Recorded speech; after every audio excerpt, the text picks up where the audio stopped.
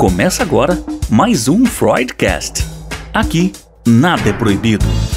Vamos falar de angústia, sexualidade, maternidade, pânico, remédios, síndromes, fetiches e tantos outros assuntos que envolvem nosso inconsciente, só que, desta vez, quem vai sentar no divã são as neuroses e não o paciente.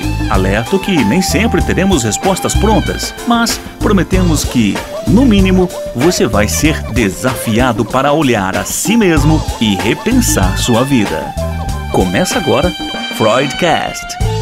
Olá, bem-vindo ao Freudcast. Hoje nós vamos falar sobre um assunto que eu preciso confessar para vocês que eu fui alertada por uma colega do curso de formação em psicanálise sobre psicoembriologia.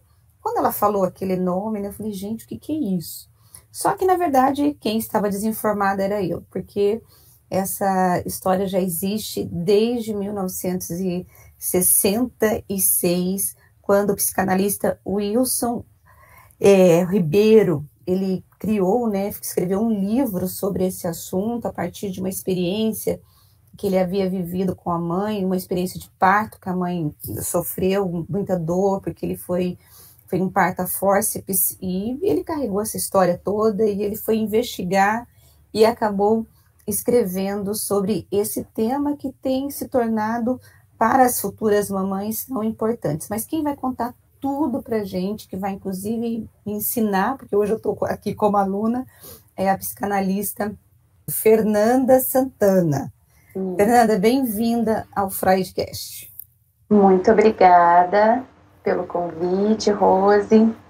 E vamos lá, né? A psicoembriologia é fantástica. Pois é, menina.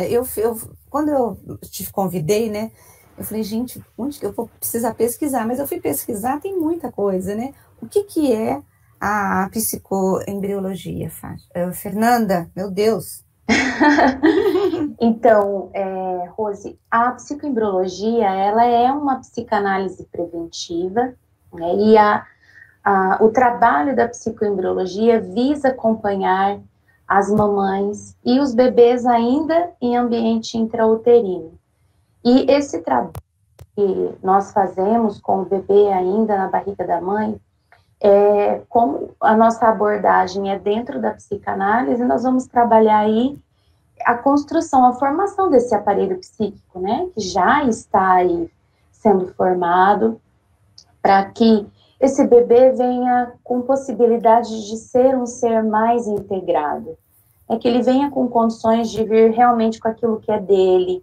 Então, nesse trabalho, nós separamos essas questões psíquicas, né, que muitas vezes a história do bebê com a história dos pais, né?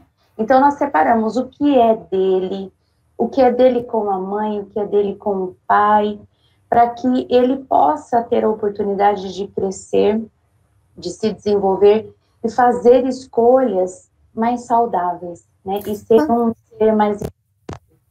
Quando você fala separar o que é dele, você está falando dos traumas intrauterinos que um bebê pode ter? Porque, assim, pelo que eu li, o bebê, ele sente muito, e eu já sou mãe também, e eu lembro que eu lia muito sobre essa questão de você estar bem emocionalmente e fisicamente para que a sua criança não pudesse sofrer. Mas eu nunca pensei em trauma, eu pensei mais no bem-estar dela para nascer com aquela coisa assim, nascer bem. E aí eu estava lendo sobre a psicoembriologia e trabalha muito, porque diz que a mãe, o bebê, ele sente todas as emoções da mãe, né? Só que aí ele não sabe que ele não é o culpado. Como que surge esse sentimento de culpa? Como se dá isso, psiquicamente falando, entre as sensações do que a mãe está passando, do que o bebê ele passa e como que ele vai lidar com isso? Então, temos uma psicanalista francesa, Françoise Doutor, que ela dedicou a vida dela a trabalhar com crianças e já ter, uma linguagem apropriada para lidar com os bebês. Então, o nosso lema é que toda privação de linguagem deixa coisas sem sentido. Então, o bebê ele não tem dentro do aparelho psíquico ali da ordem inconsciente, pré-consciente e consciente, ele não tem esse consciente formado, né? Ele vai passar depois aí da fase, a partir do momento que ele nasce, ele entra na fase oral. Então, ele vai começar a fazer a inscrição do que ele viveu dentro da barriga. Então, dentro da barriga da mãe, o bebê registra. Ele registra o tempo todo. O cérebro desse bebê é muito ávido, está fazendo milhares de sinapses. Então, tudo isso está sendo o quê? Arquivado. Esse arquivo vai ser inscrito a partir do momento que o bebê nasce. E aí ele começa essa relação com os parentais de forma mais efetiva, que é quando você tem essa vinculação propriamente dita, né? Então, no trabalho da psicoembriologia, a gente conversa com o bebê e realmente separa, né? Quando a gente fala em separar os conteúdos, que esse bebê está vindo aí com o arcaico da sua família, das suas gerações anteriores, tudo ali, né? Mas não diz respeito somente aos traumas que pode acontecer ali, que a mãe sofreu um acidente, ou teve uma perda, sofreu um luto, né? Mas toda a história psíquica dessas gerações que antecedem esse bebê, porque ela vem também com a mãe, com o pai. É interessante falar que quando uma mulher gesta, ela revive a própria gestação. Então, o que tem ali? Tem a gestação, né, sua com o seu bebê, mas existe, você revive a sua história com a sua mãe. Então, como foi ter sido gestada? E tudo isso também vem na gestação daquele bebê. Então, olha como está emaranhado, né? Tem coisas acontecendo ali que a mãe não consegue separar ou entender por que está acontecendo, mas pode dizer muito respeito à gestação dela. E com o pai acontece a mesma coisa, ele também revive isso. Tanto que alguns homens regridem muito na fase gestacional das suas companheiras, né? Porque remete à sua história com a sua mãe. Então, falar com o bebê. Falar com ele que aquilo não tem nada a ver com ele, que a mamãe pode estar passando por um momento de luto, que ela teve uma perda, se foi o pai dela ou a mãe dela, né, e que a mamãe está chorando, mas aquilo não tem nada a ver com ele. Então, esse é um trabalho que a gente separa esses conteúdos. Agora, quais são os traumas que surgem na vivência intrauterina, que você percebeu na sua prática clínica? Olha, o abandono. Eu trabalhei com um grupo de gestantes em Salto, e esse grupo tinha uma característica. A maioria dessas mães tinham seus maridos e seus companheiros presos, né? Então, muitos desses bebês foram concebidos dentro de um presídio, né? E essa criança, ela vai nascer e o pai dela não vai estar lá, né? Então, você já tem aí uma primeira ferida emocional que né, seguida da segunda, que é o abandono. Então, existe um abandono. Então, esse bebê nasce, ele sabe que ele tem pai, né? A nossa tendência é buscar a nossa posição original, mas ele não vai ter o pai. A negligência, abuso de droga na gestação, né? Mães que trocam de parceiros durante a gestação, né? Então, isso é uma violação ao bebê, isso é um trauma para ele. E eu percebo também, Rose, uma coisa que a gente não dá muita importância, uma palavra que virou, assim, no uso comum, a gente fala isso o tempo todo, sem ter a consciência do impacto que ela tem, né? Que é o estresse. O estresse, ele não é de todo ruim, o estresse é bom, ele libera aí um hormônio, cortisol, que não é um hormônio ruim, né? Então, assim, você libera cortisol na sua corrente sanguínea quando você recebe uma notícia boa, né? Então, esse hormônio, olha, legal nesse sentido. mas uma gestante que vive uma situação de repente, uma relação abusiva, uma gestação onde o medo e a ansiedade permeiam constantemente, ela tem muito cortisol ruim na corrente sanguínea dela. O efeito é que, no futuro, esse bebê pode desenvolver problemas mentais.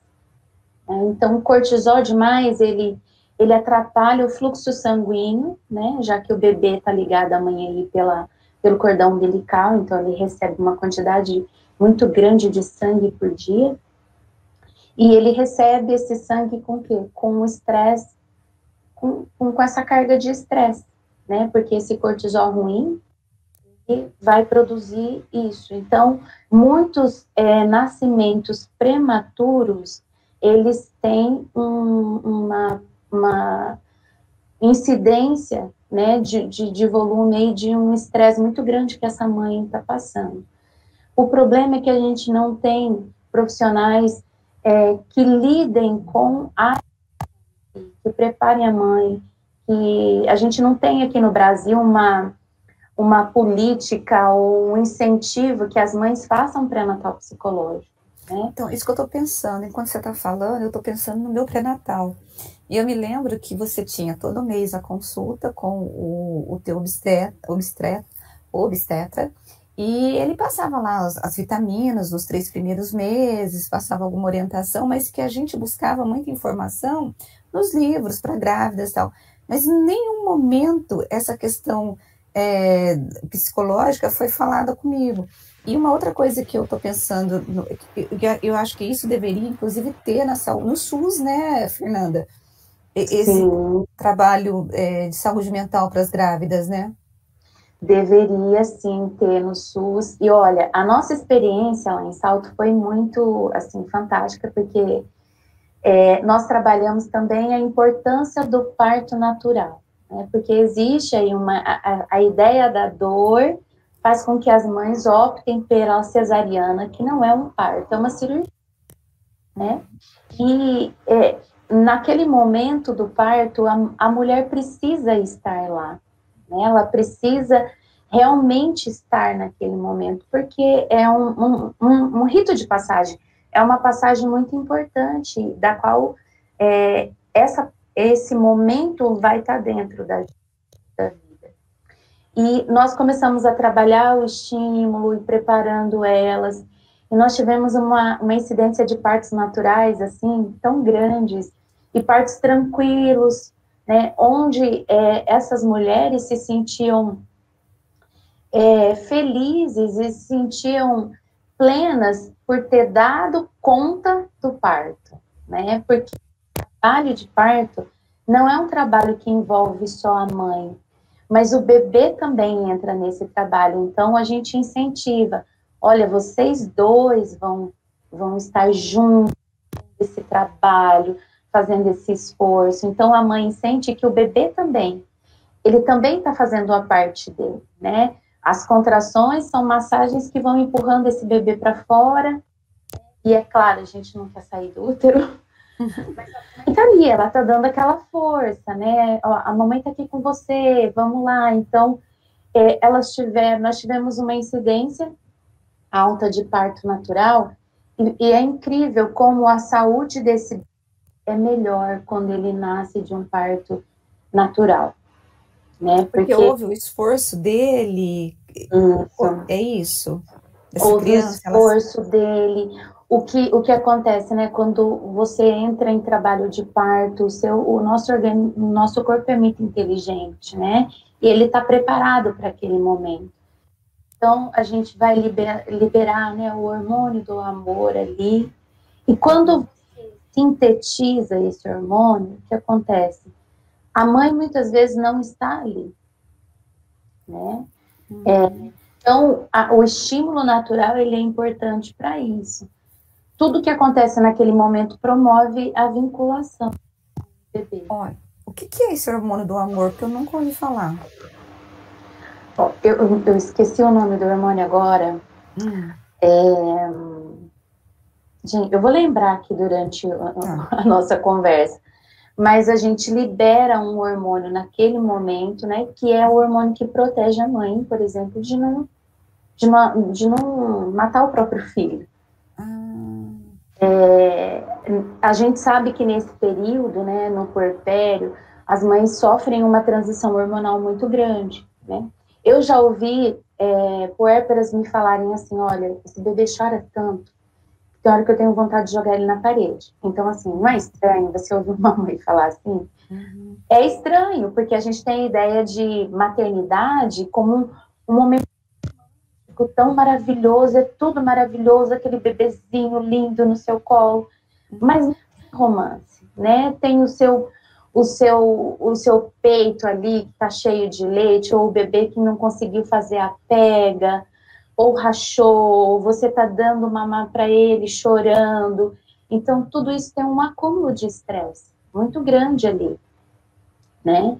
Então, todas essas questões, elas são importantes serem trabalhadas durante, para que a mãe saiba, né, que também a gente tem a questão de trabalhar o bebê, né, a gente fala que a gente tem os bebês que não são reais, né, então a gente tem idealizado, que é o bebê que não vai chorar, que vai ser bonzinho, que a mamãe vai ser fofo o tempo todo. O tempo todo, né? Você tem o bebê fantasmagórico, que é o medo da mãe desse bebê ter alguma doença, com alguma patologia, ter síndrome de Down. O que a gente precisa trabalhar é que o bebê real é o bebê que vai vir para ela. E esse bebê vai ter dentro dessa realidade as suas características próprias, né? Ele pode acordar 3 vezes na noite, como pode literalmente trocar o dia pela noite. Pois é. Eu sei o que você está falando. Mas a gente, é verdade, né? Às vezes quando você está grávida, você imagina que você vai ter um mar de rosa. E quando você tem aquele bebê, você fica assustada, que você não vai dar conta, você não consegue dormir. O bebê, ele respira diferente, você já está no quarto dele. Mas é uma ligação, Fernanda, impressionante. Porque eu nunca imaginei, porque eu sou uma pessoa muito dorminhoca. Então, quando eu durmo mesmo, né? Quando eu tive a minha filha, ela ficava no outro quarto e ela respirava diferente, eu estava lá. Eu não sei como que eu consegui acordar. É impressionante como essa ligação de mãe e bebê é intensa, né? Isso, essa ligação a gente fala que é uma ligação mental, né? Uma ligação psíquica. E falando em psicanálise, o inconsciente dessa criança fica ligado ao da mãe até os 7 anos de idade. E eu falo que assim, fica até mais, porque você fica adulta, fala para você, leva o guarda-chuva que vai chover, você não acredita e chove, sabe? Leva a blusa que você vai passar frio. Então, eu falo que essa ligação, ela continua existindo.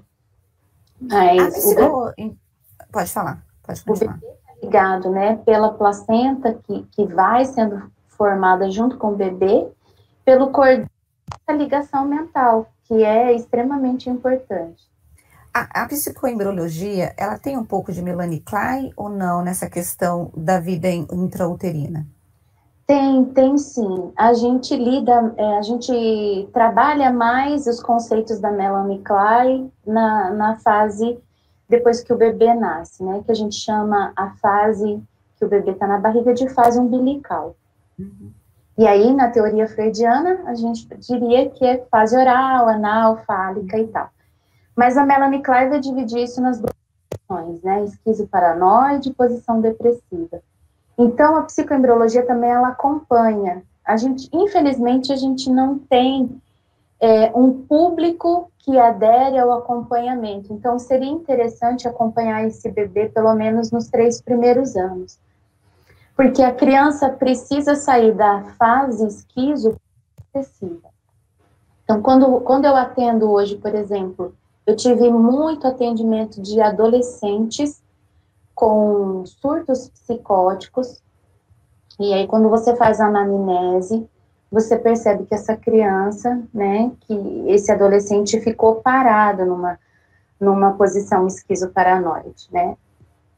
Então, a gente investiga, a gente vê o olhar do bebê, se esse olhar é triste, como que é a interação desse bebê com o pai ou com a mãe, né, para que ele passe a fase. Né? Então, os conceitos da Melanie Klein, eles são muito usados dentro da psicoembriologia, do Winnicott, né, a importância do holding, a mãe suficientemente boa. Pois é, eu fico perguntando para mim, quem é que chega na tua clínica, é uma mãe que já era paciente e que ela engravidou durante o período das sessões, né, da terapia, ou essa mãe, ela engravida, ela fala, eu preciso de ajuda e eu vou tentar melhorar. Ou como que é essa vinda para a clínica? Então, Rose, geralmente todas as que eu já atendi, elas vieram por saber por alguém do trabalho da psicoembriologia, né?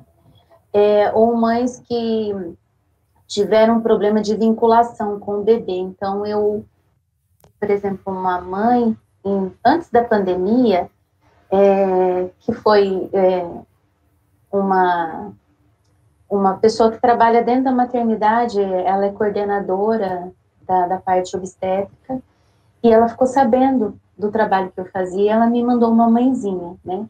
Ela já estava com 7 meses e ela não tinha vínculo nenhum com o bebê dela. Mas ela tinha uma história de abandono, né? A mãe dela deixou ela na maternidade. Então, olha como que isso influencia, né? História, e eu não consigo me vincular a esse bebê. Então, nós fizemos, no tempo que deu, eu atendi ela até na semana que ela fez a cesárea, esse trabalho de vinculação que a gente faz com visualizações, a gente conecta a mãe com esse bebê, né? Ela conversa mentalmente com ele. Era isso que eu ia te perguntar, como que é feito esse manejo na clínica? Como que você cria essa vinculação? Como que você fala com o bebê? Como fala com a mãe? Como que é esse trabalho da grávida dentro da clínica de uma terapia? Porque numa terapia a gente sabe como é com adulto, com adolescente, mas essa questão da psicoembriologia, ela é muito diferente, né? Como que é esse trabalho? É por meio de música, de áudio, fala? Como que é? Isso, então, por exemplo, eu tenho um repertório que são os sons do coraçãozinho do bebê, né? Então, o pano de fundo, o som dele batendo. Então, eu explico para ela que eu vou fazer uma conexão entre ela e o bebê, que se quiser falar com ele naquele momento, ela pode falar, seja em voz alta, ou seja só mentalmente. E, geralmente, a gente tem um código. Então, assim, um chute é o sim, 2 chutes é um não. Então, ela conversa com o bebê. Então, ela pergunta coisas para ele. É muito interessante. Porque todas elas choram durante o exercício. E esses exercícios a gente faz todas as sessões. Né? Quando ela chega e ela conta assim, essa semana eu briguei com meu marido, eu briguei com o pai do bebê, né? E você conversou com o bebê? Ela falou, eu não tive coragem de conversar, deixei para conversar aqui. Então, a gente faz esse trabalho junto, eu peço licença para ele, que eu vou tocar da mãe, né, e que eu vou ajudar ela a se conectar com ele. Então, antes de tudo, a gente faz o acolhimento da queixa dessa mãe, né, é desromantizar essa maternidade. Então, eu não tenho que estar feliz todos os dias, eu não tenho que estar plena todos os dias, porque, olha, ser mãe é um milagre, ia estar agradecendo, né? A mulher, ela passa pela questão do corpo disforme. Então, olha quanta coisa tem uma perda para a mulher, né? Não tem a ver com a mãe. Tem a ver com o nosso papel mulher, o quanto você não se sente mais atraente para aquele homem, para aquele parceiro. Então, você começa a ter dificuldade para dormir, a barriga já pesa. Então, são tantos fatores, né, que às vezes ela chega e fala, e grávida chora bastante, né, ela fica emocionalmente mais vulnerável. Então, assim, olha, tudo bem que esse vizinho disse isso, tudo bem que um familiar falou aquilo, E é importante, eu faço também, Rose, um trabalho de construção da parentalidade, né? Porque um bebê, ele não muda só o casal, ele muda uma família. Então, quem era irmão, agora passa a ser tio, né? Quem era só pai e mãe, passa a ser avós. Então, existe uma nova posição na construção dessa parentalidade. As pessoas vão deixar, né, aqueles familiares vão deixar de ser alguma coisa para ser mais uma na vida desse bebê. E é importante que os avós façam parte do pré-natal psicológico, que o marido esteja presente, né, porque a gente também tem um luto silencioso do homem, né, que são as perdas que ele acha que vai ter com a chegada desse novo parente, né, desse novo familiar. Então, o pai e os avós também vão para a clínica, participam das sessões também? Participam. As pessoas que essa gestante acha importante estar perto dela, né, às vezes tem uma cunhada ou tem uma irmã muito próxima, então a gente precisa criar uma rede de apoio para essa gestante. Uma coisa que eu sempre oriento é que, assim, por exemplo, na França existe já uma coisa bem interessante, né? Ninguém visita bebê nos primeiros dias. Então, o bebê as pessoas só ficam sabendo que aquele bebê nasceu depois de 15 dias, né? Por quê? Nesses 15 primeiros dias são dias de risco para a mãe e o bebê. A gente tem o baby blues, que é uma tristeza realmente que a mãe sente ali quando ganha o bebê, porque perdas e ganhos na hora do parto, né? Você ganha o bebê, perde a placenta. Essa perda também precisa passar por uma fase de trabalho de luto, né? Então, esses 10 primeiros dias, o baby blues acontece, essa tristeza, às vezes se espera que a mãe fique feliz, mas ela fica mais quieta, mais introspectiva, né? E nos 15 primeiros dias a gente pode ter, com aí mais pertinentes, a depressão pós-parto, que na verdade já existia antes, mas não foi diagnosticada. E nos casos mais graves, hoje a gente tem a psicose puerperal. Eu já tive uma paciente com psicose puerperal que infelizmente não voltou, né? Ela ficou esquizofrênica e ela teve no 15º dia o surto, né? Ficou internada 30 dias no hospital psiquiátrico. Então aí você vê como que essas questões são importantes, né? Porque o bebê está tendo uma perda muito grande que não é ressignificada para ele. Quando acontece isso, da paciente passar por essa crise psicótica, quem que assume o papel dessa mãe para o bebê não ficar desamparado? No caso dela, foi a mãe dela, que era a pessoa que estava mais próxima ali. E realmente essa avó fez o papel de mãe. Né? Então, só depois de 4 meses que ela veio para o consultório, temos um trabalho, e eu tentei trabalhar os núcleos que ainda não estavam psicotizados, mas infelizmente o diagnóstico dela foi esquizofrenia. Então a gente não conseguiu fazer uma integração assim mais completa, né? Ela vai precisar sempre de ajuda, essa mãe. Ela teve o surto com ideações suicidas muito fortes, né? Então ela tentou contra a própria vida. Então ela vai precisar de acompanhamento, e assim foi um trabalho muito bonito, porque depois ela ficou muito embotada, né, que a gente chama, assim, ela não tinha expressão, e depois de alguns meses ela começou a falar desse bebê com muito carinho, né? Então na sessão a família trazia o bebê, eu fazia assim, né? Então ela sentava o bebê no colo dela, ela falava, ele é meu filho, né? Então já começou a ter ali uma vinculação, a gente começou a resgatar uma vinculação. mas no caso dela não teve retorno, né? Ela não teve uma melhora, né? Que assim, ela vai voltar a ser o que ela era antes, não. Ela ficou esquizofrênica mesmo. Você sabe que em 2017, eu vivi uma experiência, eu fui fazer um trabalho missionário mesmo e social no Haiti, né? E no Haiti você tem muita questão de abandono, muitos, lá são 800 orfanatos em 2017, quando eu fui. Muitas crianças abandonadas, sem pai e sem mãe. E nós fomos num hospital em que você tinha bebês que foram abandonados. E o trabalho nosso era de pegar essas crianças no colo, para que ele pudesse sentir o nosso calor humano.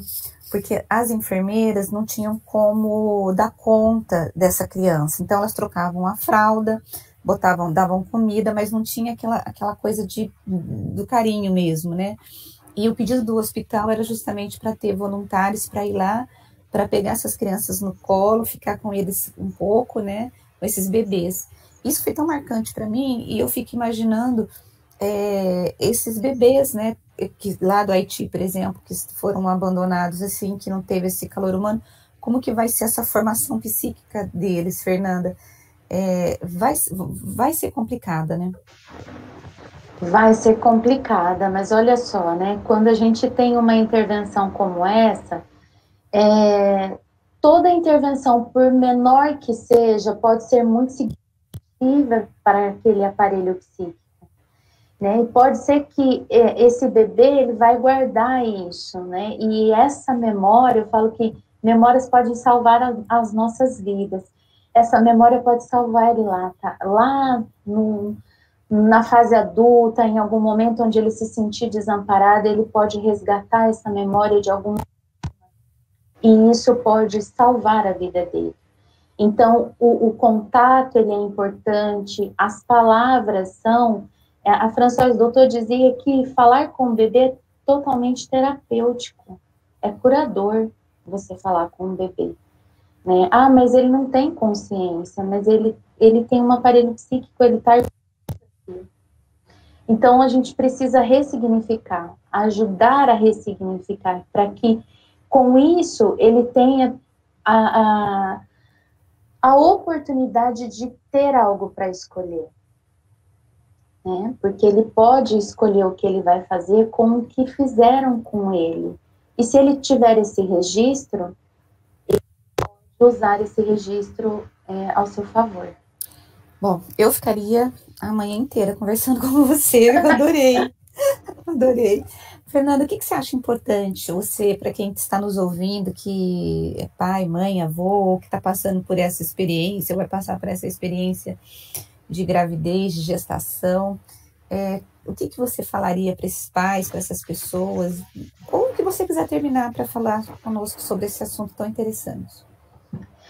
Olha, eu quero agradecer, né, Rose, a oportunidade, porque eu amo divulgar a psicoembriologia. Eu até me cobro muito, porque eu deveria ser mais atuante nas redes sociais, fazer um trabalho de prevenção mesmo, né? Mas, assim, a demanda é muito grande, né, no mundo. Então, eu quero agora, a partir do segundo semestre, começar a divulgar material para que a esteja consciente de uma coisa que eu vou falar agora, que eu acho tão importante. O bebê é uma pessoa. E nós precisamos olhar para ele como uma pessoa, não como um ser inanimado, não como um objeto que eu vou apertar, que eu vou chamar de lindo, que bebê... Não, ele é uma pessoa.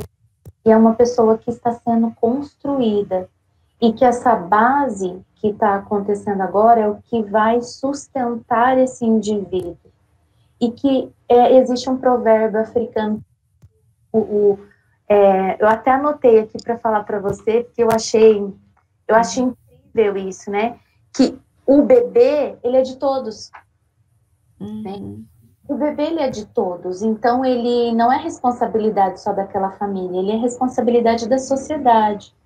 Então, olharmos a gestante com respeito, olharmos esse bebê como uma pessoa, ele não vai ser um indivíduo quando ele crescer, ele não vai ser um cidadão quando ele crescer, ele já é. Então, que nós tenhamos esse olhar, assim, é estranho falar, né, que agora a gente está voltando tudo ao humanizado, na verdade nunca deixou de ser, mas que a gente perdeu a forma como olhar para isso, né? Então, que possamos olhar assim. Eu quero agradecer a Fernanda Santana por esse bate-papo. Eu acho que você deveria, inclusive, montar cursos para poder falar sobre esse assunto. Eu achei interessantíssimo. Muito obrigada, viu, Fernanda, por ela teve que desmarcar pacientes para poder me atender. Muito obrigada. E eu acho que, assim, foi um dos podcasts mais legais que eu já fiz. Muito obrigada, viu? Que agradeço, Rose, pela oportunidade. Espero que esse podcast alcance muitas pessoas e que, a partir daí, as pessoas comecem a encontrar qual que é o seu lugar, né? Não o lugar da gente reclamar do que a gente não está vendo sendo feito, mas nós somos participantes daquilo que a gente deseja mudança no mundo. Obrigada. Eu que agradeço. Obrigada, Fernanda. Eu quero agradecer você que ficou conosco até esse momento. E se você ficou, provavelmente você deve estar como eu, né? Encantada com esse assunto. Eu não sabia nada sobre isso. Aprendi muito, vou pesquisar mais. E eu creio que muitas mamães vão serem ajudadas a ouvir esse podcast. E na semana que vem eu tenho um encontro marcado com você, com mais um assunto muito interessante e com um profissional, seja ele psicólogo ou psicanalista, que vão trazer dicas muito interessantes para a nossa saúde mental. Beijo grande para você e até a próxima semana. Tchau, tchau.